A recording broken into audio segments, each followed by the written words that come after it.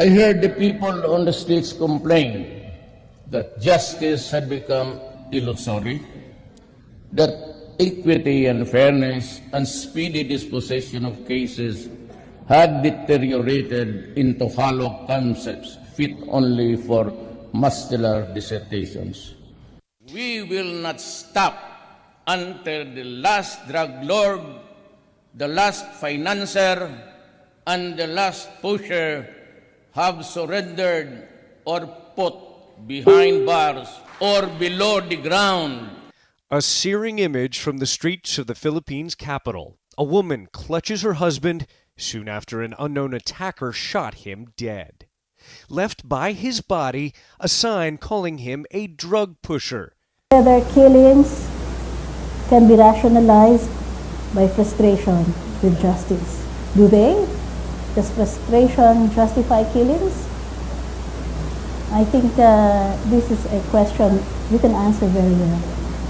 Meron ba kayong nakikitang pagkukulang sa aspeto ng korte, ng prosecution, sa correctional, at saka sa community? Marami po, Your Honor. Okay, marami. I am alarmed by the situation in our country of impunity, whereby court processes are not affected by law enforcement agencies, especially in arresting suspects in the killing of journalists. I will exert effort with the new leadership of the Philippine National Police to ensure that our warrants of arrest are effected, especially against political warlords. Matagal na ho itong drug problem pero ngayon lang sumabog ng ganito dahil nagkakatumbahan ng mga tao, di po ba? Yes, Your Honor. Nangyayari na ho ito in last 10 years. Tama po ba yan? Yes, Your Honor. Ang ibig po ba sabihin niyan, palpak ang pulis, palpak ang gobyerno, palpak ang West, palpak ang prosecution sa mga nakaraang taon kaya lumaganap ng husto ang droga. Yes, Your Honor. Meron pong konting kapalpakan yung bawat Hindi ahensya. konti. You have to tell me because people are namamatay, manghang na yung mga salitang umabot. Umabot na tayo sa ganun, hindi ba? Yes, Your Honor. So hindi maliit na bagay yun, masela na bagay yun. Yes, Your Honor. On this note, allow me to make special mention of the release of a high-profile suspect who is also a military official. While the anti-drugs raid received wide and high-profile media coverage, no case was filed against that drug suspect. So our judge was forced to release him principally because there was no longer any legal basis to continue holding him in detention. You must remember that the judiciary does not have a single field investigation officer. It keeps on requesting help and issuing directives to the investigating agencies. And the hope of the people is that they will do their mandate. But you must remember that our role comes in when a justiciable controversy is before us. Ang tanong ko po, Your Honor, is paano po namin hulihin yung drug lord na nahuli na? Kayo bilang polis, siyempre kayo ang nagpa-file ng kaso. Kayo ba ay natutuwa na o kontento dun sa mabagal na paglilitis sa ating mga hukom? Hindi po, Your Honor. Mas marami ang hindi pinaparusahan, karampot, minority lamang siguro sa 10, wala pa ako ng datos dito, siguro 2 lang sa 10 na dapat parusahan ang napaparusahan. Kaya ang atin dito, ang nagiging ugali ng ating mga kababayan, lalo na yung mga nag-iisip ng kalokohan, total, hindi naman napaparusahan eh. Pwede namang ilusot yan eh. Pag-file po ninyo ng kaso, siguro mahina na ang 10 taon bago po makonvict yung pinailan nyo ng kaso, kung makonvict pa. Ang Pilipino po, masyadong nagtitimbang ng consequences. Natatakot malimit, gawin ang tama, o sabihin ang katotohanan. Dahil mabigat ang maaring mangyaring kapalit nito. Karamihan po natatakot ang karamihan ng nabalikan sila sa isang bagay. Ngunit ang isang huwes po kahit anumang maging consequence ng kanyang pagtayo sa isang posisyon, sa isang kaso, kailangan niyang tanggapin ito.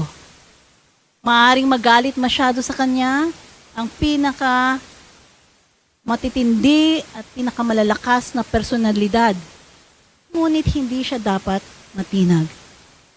Maaring bantaan ang huwes ng mga criminal syndicates, hindi siya dapat mangimi na i-convict ang dapat i-convict. Palagay ko ako ho ay isa lamang sa maraming matatapang na huwes. This is really a call to the President, the legislative branch, the judiciary. We have to come together as a nation to figure out how do we correct our system of justice so that the guilty will be punished, the innocent will be acquitted and freed, and the system of justice is working and functioning. Kaya I will appreciate deeply if we all in government attend to this urgent need.